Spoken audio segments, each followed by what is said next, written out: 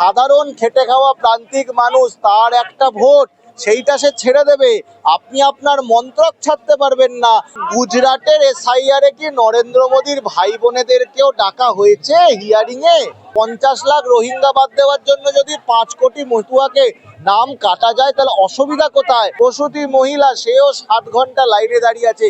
রোহিঙ্গা পাওয়া যায়নি, রুগী পাওয়া গেছে, মৃত লোকের বাড়ির লোকেদের পাওয়া গেছে, বয়স্ক লোকেদের পাওয়া গেছে। অ্যাডমিট কার্ড চলবে না, ডোমিসাইল চলবে না, এই কিছুই চলবে না। নরেন্দ্র মোদীর ছবি দেওয়া মাদুলি চলবে শুধু। লজিক্যাল ডিসক্রিপেন্সির নামে হয়রানি এবং যাদেরকে ডাকা হচ্ছে তাদের অধিকাংশ বেশিরভাগ হচ্ছে মুসলিমদেরকে ডাকা হচ্ছে। শুনুন, ওপর থেকে চোতা পাঠানো হচ্ছে, নাম কেন বাদ যাচ্ছে না। আর এখানে হুড়মুড়িয়ে মালিকের অর্ডার শুনে হুড়মুড়িয়ে চলে আসছে বাহিনী, নাম কাটতে হবে। যেরকম ভাবে কোম্পানিতে টার্গেট বেঁধে দেওয়া হয় যে এত টার্গেট করতেই হবে, সে তুমি অসুস্থ হও, তোমার বাড়িতে অনুষ্ঠান হোক, কেউ মরে যাক। অনেক সময় দেখবে আজকালকার কোম্পানিতে বিয়ের মণ্ডপ থেকে উঠেও লোকে কাজ করে। তো এইটা এখন জ্ঞানেশ কুমারেরও এখন জীবন হয়ে গেছে। ওপর থেকে বলে দিয়েছে, জানি না কিভাবে নাম কাটতে হবে, 2 কোটি নাম কাটতেই হবে, এটা তোমার টার্গেট। এটার জন্যই আজকে তোমাকে এখানে বসানো হয়েছে, তোমার মেয়েকে ডিএম বানানো হয়েছে, তোমাকে যে এত আমরা খাওয়ালাম সারা জীবনে, এত কিছু দিলাম, তার জন্য তোমাকেই নাম। এবারে একটা লোকের নাম মুখার্জি, সে মুখোপাধ্যায় লিখেছে, কিংবা মুখোপাধ্যায়টা মুখার্জি, তারকে লজিক্যাল ডিসক্রিপেন্সি বলে দেওয়া হচ্ছে। বসু বোস, সুভাষচন্দ্র বসুও বলি, সুভাষচন্দ্র বোসও বলি, তার জন্য তাকে লজিক্যাল ডিসক্রিপেন্সিতে নাম কেটে দেওয়া হচ্ছে। সামান্য ছোট ছোট বিষয়, রয় চৌধুরী, রয় আর চৌধুরীর মধ্যে গ্যাপ, তার জন্য তাকে নাম কেটে দেওয়া হচ্ছে। আমাদের একটাই প্রশ্ন, আমাদের তো এতদিন অবধি বলে দেওয়া হয়েছিল যে রোহিঙ্গা আর বাংলাদেশে অনুপ্রবেশকারী ধরতে হবে, তাই জন্য এসআইআর করতে হবে। তো আজকে আমাদেরকে এই মুখার্জি মুখোপাধ্যায়, ব্যানার্জি বন্দ্যোপাধ্যায়, রয় চৌধুরী আর বসু বোসের মধ্যে ঢুকিয়ে দেওয়া হলো কেন? তার মানে কি এটা প্রমাণিত হয়ে গেল যে রোহিঙ্গা ধরা পড়েনি? আমাদেরকে আপনারা একটা তালিকা দিন না, যে দেখুন আমরা এই চেষ্টা করেছি, করে এতগুলো রোহিঙ্গা ধরেছি। আচ্ছা ঠিক আছে, আপনাকে আমরা ডিসকাউন্ট দিচ্ছি, আপনি 2 কোটি ধরতে পারেননি, আপনি 1 কোটির তালিকা দিন, আপনি 50 লাখ দিন, আপনি 10 লাখ দিন, আপনি কিছু তো দিন। 100-র ওপরে মানুষ মারা গেল, সেই 100টা প্রাণ যে আমরা হারালাম, এবং যে কোটি কোটি মানুষের ক্ষতি হলো, চাকরি গেল, জীবন গেল, কত লোকের। আমি একটা জায়গা দেখলাম, একটা বয়স্ক বাবা মা এসছে হিয়ারিং এ, সারাদিন পর ফিরছে, তার ছেলের সেদিনকে বিয়ে, তার ছেলের বিয়ে বাবা মা হিয়ারিং করে ফিরছে। কোনো কোনো ক্ষেত্রে যার বিয়ে সে নিজেই হিয়ারিং এ গেছে, এরকমও ঘটনা ঘটেছে। হাসপাতালের রুগী হাসপাতাল থেকে স্যালাইনের শিশি নিয়ে চলে এসেছে, প্রসূতি মহিলা, সেও 7 ঘন্টা লাইনে দাঁড়িয়ে আছে। রোহিঙ্গা পাওয়া যায়নি, রুগী পাওয়া গেছে, মৃত লোকের বাড়ির লোকেদের পাওয়া গেছে, বয়স্ক লোকেদের পাওয়া গেছে।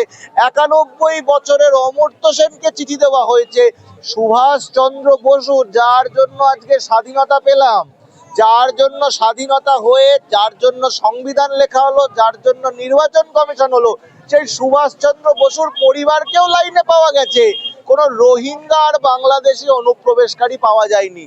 তো মালিকদের, যতক্ষণ না মালিকরা 2 কোটি পাচ্ছে, ততক্ষণ ধরে এই জ্ঞানেশ কুমার এই লজিক্যাল ডিসক্রিপেন্সি নামক জিনিসটা চালিয়ে যাবে। আচ্ছা, লজিক্যাল ডিসক্রিপেন্সি শুধু পশ্চিমবঙ্গে কেন, গুজরাটে নয় কেন, উত্তরপ্রদেশে নয় কেন, তামিলনাড়ুতে নয় কেন, মধ্যপ্রদেশ, রাজস্থানে নয় কেন? আপনারা দেখেছেন রাজস্থানে একটা লোক ভিডিও করে ছেড়েছে, যে তাকে বলা হয়েছে মুসলমানদের নাম কাটতে হবে, এবং সে বলেছে আমি এটা পারবো না। আজকে দেখা যাচ্ছে লজিক্যাল ডিসক্রিপেন্সিটা শুধুমাত্র পশ্চিমবঙ্গে বলা হচ্ছে 6টা বাচ্চা। আচ্ছা, 6টা বাচ্চা তো আমাদের রবীন্দ্রনাথ তো 14 নম্বর ছিল। আমি একটাই প্রশ্ন করতে চাই, এই মুহূর্তে গুজরাটেও এসআইআর চলছে, নরেন্দ্র মোদী 6 জন ভাই বোন, তো গুজরাটের এসআইআর এ কি নরেন্দ্র মোদীর ভাই বোনেদেরকেও ডাকা হয়েছে হিয়ারিং এ? আমি জানতে চাই, সুভাষচন্দ্র বসুর পরিবার যদি লাইনে থাকে, নরেন্দ্র মোদী 6 জন ভাই বোন যে পরিবারে আছে, তারা কেন লাইনে নেই? ও আপনারা তো বলেন যে আইন সবার জন্য সমান, তো আইন যদি সবার জন্য সমান হয়, তাহলে আপনার বাড়ির লোক কেন নেই? সুভাষচন্দ্র বসুর বাড়ির লোক আছে।